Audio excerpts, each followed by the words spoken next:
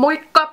Eli tässä videossa käydään läpi ennakkoluuloja, mitä keliaakikko kohtaa. Osa näistä on hyvin raivostuttavia ja osa näistä on oikeastaan melkein jopa hauskoja. Ei ehkä ihan siinä tilanteessa, mutta kuinka ihmiset voikaan olla väärässä. Sä voit katsoa tämän videon, vaikka sä et ois keliaakikko, koska tässä tulee aika laajalti infoa siitä, miten ehkä sä kohtaisit keliaatikon. Vähän tietoa, jos et sä tiedä, mikä keliakia esimerkiksi on. Ihan ekana yksi oletus on, että keliakia olisi allergia. Ja ei, keliakia ei ole allergia, vaan keliakia on elinikäinen autoimmuunisairaus. Eli puhutaan sairaudesta, ei allergiasta. Sitten ehkä tää pahin. Maista nyt edes. Eihän sitä tiedä, vaikka et sä enää olis niin herkkä gluteinille tai mitä näitä nyt on. Keliakian ainoa hoitomuoto on elinikäinen gluteeniton ruokavalio. Ja elinikäisellä tarkoitetaan, että ei tosiaan edes maisteta. Ja esimerkiksi itselläni, kun mä käyn esimerkiksi mun vanhempien luona Lohjalla, niin mulla on siellä erillinen voipakettikin ihan sitä varten, ettei edes leivän murusia päädy mun ruokaan. Eli tää on oikeesti tarkkaa.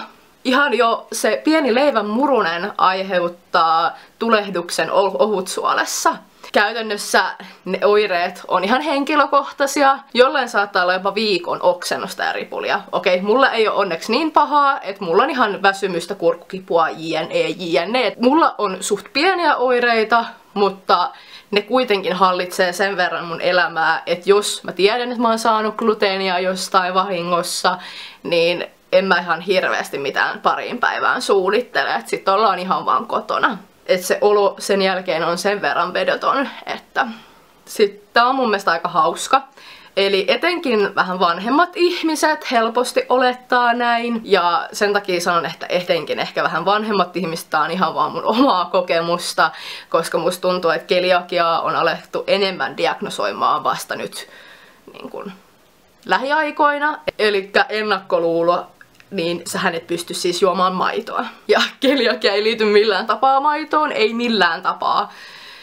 Ja näin nopeasti gluteenia on siis vehnässä, ohrassa, rukiissa ja esimerkiksi normikaura ei käy, eli sen pitää olla gluteenitonta kauraa. Sitten tällainen uusi juttu, sehän on tullut myös trendiksi syödä gluteenittomasti. Siinä on hyvät ja huonot puolensa, eli tää gluteenittoman ruokailun yleistyminen on tietysti varmasti lisännyt vaihtoehtoja meille kauppoihin, mutta jos puhutaan esimerkiksi ravintoloista, niin sun pitää aina mainita, että mä haluan sen gluteenittoman, koska mulla on tämä sairaus, keliakia.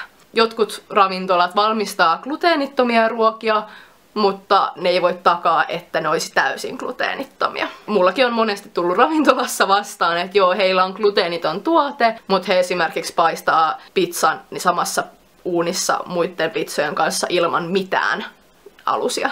Silloin sä et voi kutsua sitä ruokaa gluteenittomaksi. Tästä varsinkin kannattaa olla tarkka, että onko ruoka gluteeniton ja gluteenittomasti valmistettu vai alkuperäinen pakkaus on sanonut gluteeniton, mutta se on valmistettu ei-gluteenittomien tuotteiden ympäröimänä ja silleen, että se oikeasti on kosketuksessa gluteenin kanssa.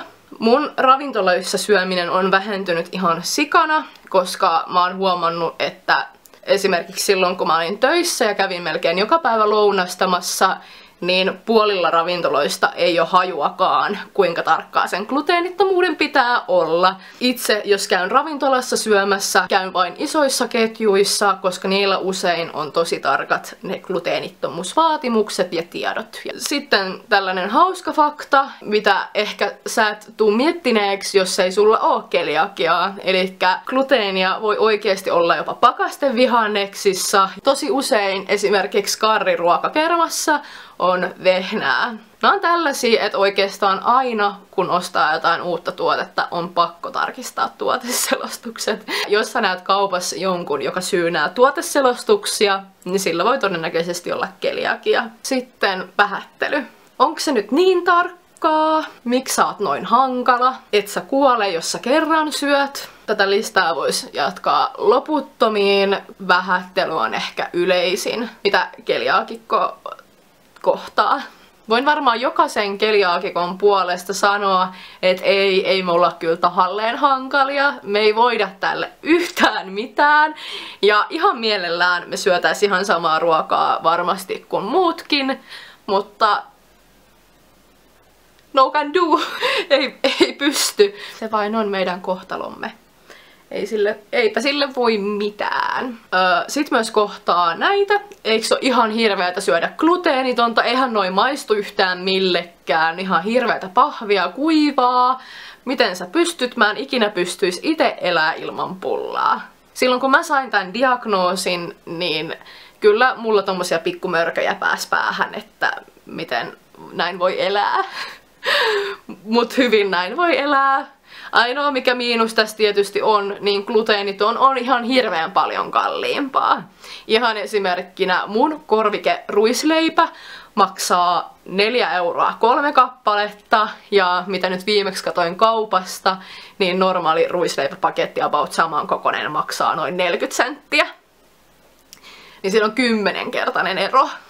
Ja esimerkiksi pasta 40 senttiä normi semmonen pussi, mun saattaa maksaa 2-4 euroa samankokoinen pastapussi.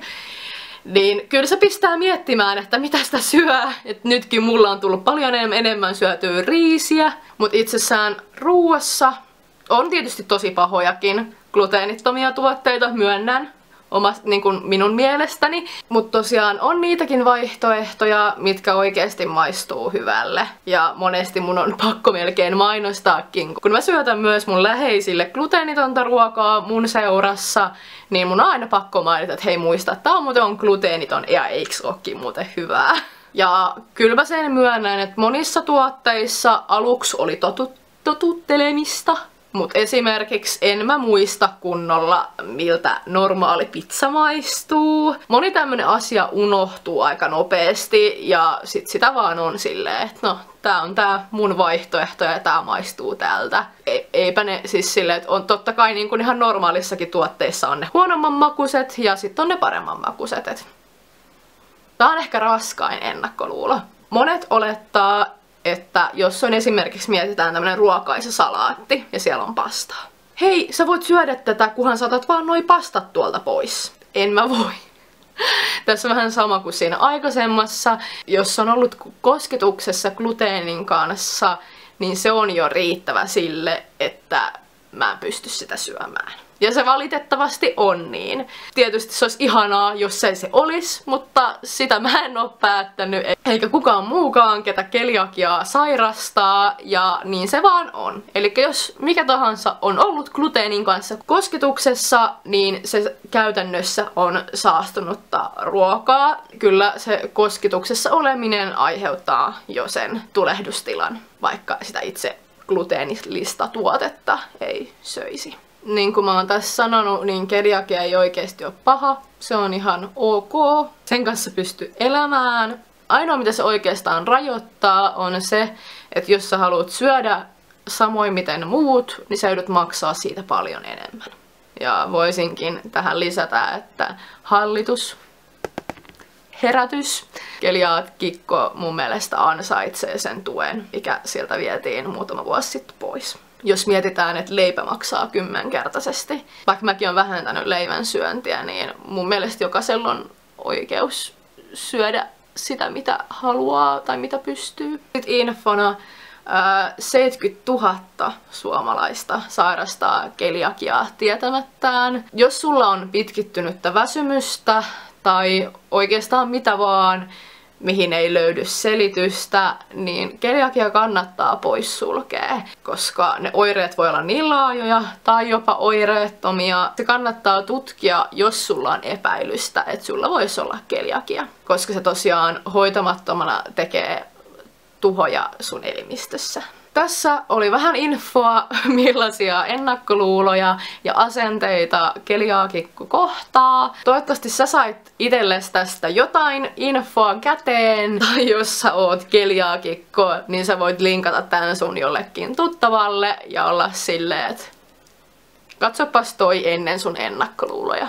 Jos tykkäsit videosta, paina peukkua tosta alakulmasta. Seuraa ihmeessä ja paina myös sitä kellonappia. nappia, niin saat ilmoituksen, koska multa tulee seuraava video. Ja hyvää päivän jatkoa sulle sinne, missä ikinä ootkaan ja mitä ikinä teetkään. Moikka!